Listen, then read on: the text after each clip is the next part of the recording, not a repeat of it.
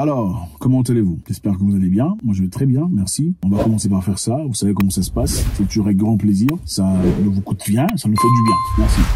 Aujourd'hui, on va parler d'un sujet intéressant. Vous savez, très souvent, ici, on parle de géopolitique. Je pense qu'il est essentiel qu'on touche à ce point, très perturbant d'ailleurs, et touchant en même temps. Est-ce que vous saviez qu'aux États-Unis, les femmes noires enceintes ont 50% de chances de ne pas revenir vivantes après l'opération, après la naissance, après tout ça là? Vous saviez ça? Aux États-Unis d'Amérique, quand on est noir, une femme, on est enceinte, c'est un risque pour sa vie. Ouais. Parce que beaucoup de femmes noires enceintes ne reviennent pas vivants. Si c'est pas elle, c'est l'enfant. C'est étonnant, hein? États-Unis d'Amérique, grand pays. On dit les décès liés à la grossesse augmentent aux États-Unis. Le principal facteur de risque, c'est une chose, être noir. Pas chez les blancs, pas chez les machins, seulement chez les noirs. Les décès montent. Quand on est enceinte, c'est un danger. C'est comme si tu partais te présenter devant le rail de train. Voilà, en possibilité de pouvoir peut-être ne plus jamais rentrer vivant à la maison. Les femmes noires sont 3 fois plus susceptibles de mourir avant, pendant ou après avoir eu un bébé. Et plus de la moitié de ces décès sont évitables. Plus de la moitié de ces décès sont évitables, conclut le rapport de mardi 5h d'Isis Console. Donc, les décès sont évitables, mais ça arrive. Qu'est-ce qui se passe? En réalité, c'est la négligence, c'est voilà, carrément le manque de considération, de respect pour la communauté afro-américaine. Voilà la raison pour laquelle beaucoup de nos sœurs, en tout cas beaucoup d'afro-américains, on va jeter un coup d'œil rapidement sur cette histoire et en plus, je ferai un commentaire juste après. On y va. New here at 6 tonight, some call it the silent tragedy, the number of women in America dying from pregnancy or childbirth complications. ABC Action News reporter J.J. Burton finds out Black mothers and their babies are at the center of this growing problem. The numbers tell the story. 17 out of 100,000 American mothers are dying yearly. And that's more than double that of women in other developed countries. See for yourself. We need to do better. Les Américains, les Américaines, les femmes enceintes américaines meurent plus que partout ailleurs, en tout cas dans les pays développés. Vaut mieux la Hollande, vaut mieux l'Espagne, vaut mieux l'Angleterre, vaut mieux le Danemark, vaut mieux partout. Aux États-Unis, les femmes enceintes meurent. Et les femmes principales qui meurent sont les Noirs. But for Black mothers, advocates say better has to start right now. And Black mothers die at 3 to 4 times the rate of white mothers. Our women are 3 à 4 plus de femmes noires enceintes meurent par rapport à d'autres races aux États-Unis d'Amérique. Incroyable. Our women are more risk. And the CDC describes it as one of the widest racial disparities in women's health. For example, a Black woman is 22% more likely to die from heart disease than a white woman, 71% more likely to die from cervical cancer, and 243% more likely to die from pregnancy or childbirth related. 243% de probabilité de pouvoir mourir de grossesse par rapport aux blanches. Donc 240, incroyable. Je suis choqué. Birth related causes. And the numbers aren't better for their baby. Mais ce sont les mêmes docteurs, n'est-ce pas? Les mêmes médecins qui prennent soin d'elles, n'est-ce pas? Les mêmes médecins. Donc comment ça se fait que les mêmes médecins ne font pas les erreurs avec les caucasiennes, mais ils font les erreurs avec les... Hein? Comment vous expliquez ça? Et on dit que c'est pas seulement les mamans qui passent, les bébés aussi. Incroyable. Suivant. If we look at Black babies, they die at a higher rate than white babies. So. A local OBGYN. Il y a plus de bébés noirs qui décèdent par rapport aux bébés blancs. And Sharon Ingram and I spent about 2 hours on Zoom talking about this growing crisis.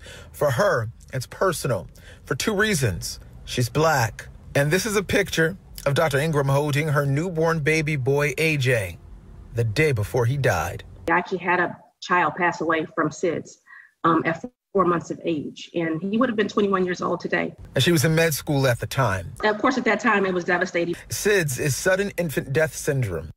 Dr. Ingram said, Le syndrome de décès des enfants. Mais c'est seulement chez les Noirs.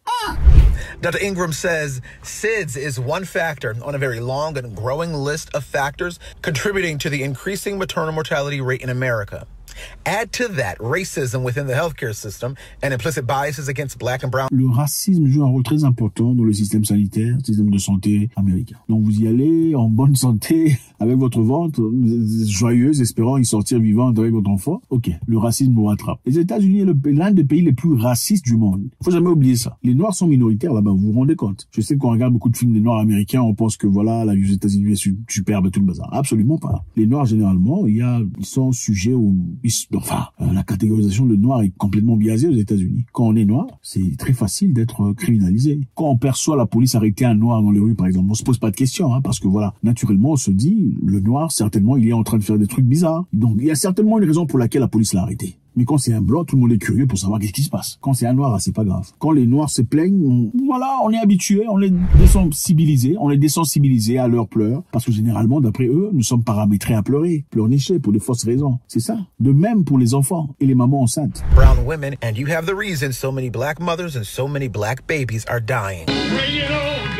St. John Progressive Missionary Baptist Church is in the middle of a neighborhood with one of the highest black infant and maternal mortality rates in the county. The church partnered with the Healthy Start Coalition of Hillsborough County to secure a grant specifically to help local black mothers. We developed. Ouais, un pasteur intéressant. Ok, ils économisent, ils mettent de l'argent de côté, ils trouvent des sponsorships et de l'assurance pour aider les mamans noires, ok, à se protéger, à avoir des naissances parfaites. Ouais, un peu. Ce n'est pas comme votre pasteur là qui vous demande de donner l'argent, l'argent des dîmes. Non, ce n'est pas mauvais, hein, l'argent des dîmes. Mais il faut, qu'est-ce que vous faites, qu'est-ce que vous donnez en retour? Il suffit pas seulement de prêcher, il faut aussi contribuer dans la société. Il faut apporter un plus dans la communauté. Qu'êtes-vous en train de faire?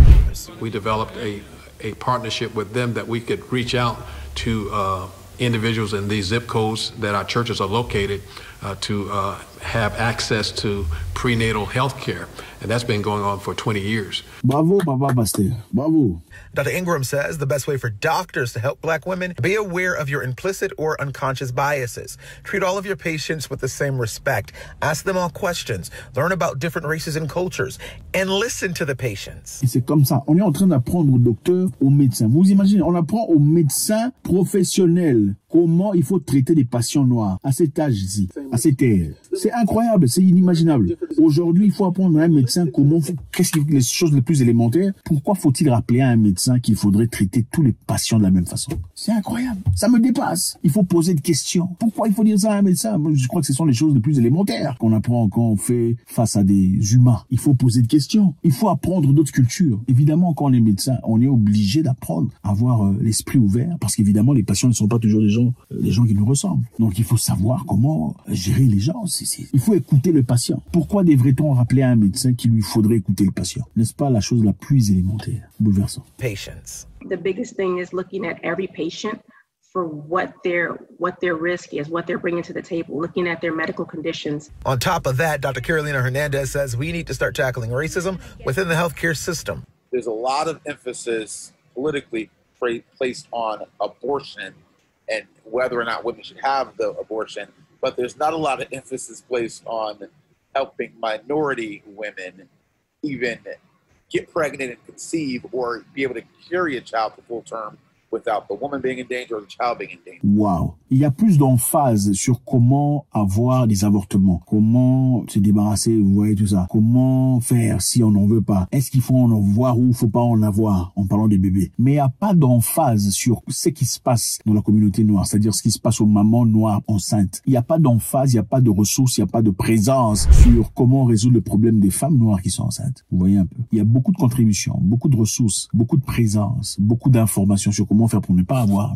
mais il n'y en a pas sur comment se protéger en tant que maman ou future maman en état, tout ça, en procédure de naissance. Qu'est-ce que ça vous dit comme message? From the government, I think that they need to put emphasis in reaching out and so that minority women have access at least. Ça fait longtemps que ça se passe. Ce n'est pas du nouveau. Moi, je pense que quand il y a un problème réel, qu'est-ce qu'on fait? On essaye rapidement de trouver de solutions à ces propos, n'est-ce pas? On essaie de troubleshoot pour essayer d'arranger, d'améliorer pour pas que dans le futur, ça se répète, n'est-ce pas? Si les histoires se répètent, revient, ça change de couleur. Ça revient de la même façon. Les mêmes personnes, les mêmes situations avec différents personnages. C'est-à-dire que c'est soit fait exprès ou pas. Dites-moi. Il y a des ressources pour vous apprendre comment ne pas avoir. Mais il n'y a pas de ressources pour vous apprendre comment vivre bien et faire un enfant correctement. Aux États-Unis d'Amérique, c'est choquant. Les prix de tout ça coûte très cher, l'hôpital aux États-Unis. Ça coûte très cher. Et même les assurances vous couvrent à 90 jours. Après 90 jours, il y a beaucoup de situations qui se passent. Et il y a à peine maintenant que certains membres de Sénat sont en train de se battre pour finalement pouvoir avoir une assurance beaucoup plus longue qui permettrait, après 90 jours, que les femmes noires soient soutenues, protégées sur le plan financier par ces assurances. Parce qu'évidemment, quand tu as un problème après 90 jours,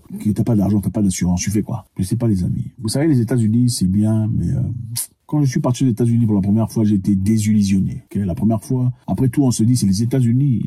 On dit, mais l'Amérique, c'est la vie, c'est tout. Le rêve de beaucoup de jeunes, beaucoup de personnes, les États-Unis d'Amérique. Mais sa réalité est complètement différente de ce qu'on pense. Il y a des gens qui travaillent 2, 3, boulots pour se faire de l'argent le mois. 3 boulots, s'il vous plaît. C'est complètement absurde pour un pays aussi riche, un pays censé être le grand frère de beaucoup d'autres pays pour aller prêcher la démocratie, la liberté. Regardez le nombre des sans-abri, ça va vous choquer, ça va vous dégoûter. À New York, c'est incroyable, inimaginable. Mais la réalité est complètement différente de ce que les gens pensent, parce que la réalité est celle-ci. Il y a de ressources pour sortir ces personnes de ces conditions néfastes et difficiles, méphistophéliques. Mais on le fait pas. Pourquoi? On le fait pas parce qu'évidemment, il y a un groupe de personnes qui profitent de ces personnes qui sont sans-abri ou dites sans-abri. Mafia totale. Est-ce que ces erreurs médicales sont vraiment des erreurs ou bien c'est prémédité pour pas que vous fassiez beaucoup plus de bébés qu'il faut? Faites-moi savoir ce que vous en pensez. Ne partez pas sans laisser un commentaire. C'est toujours avec beaucoup de plaisir.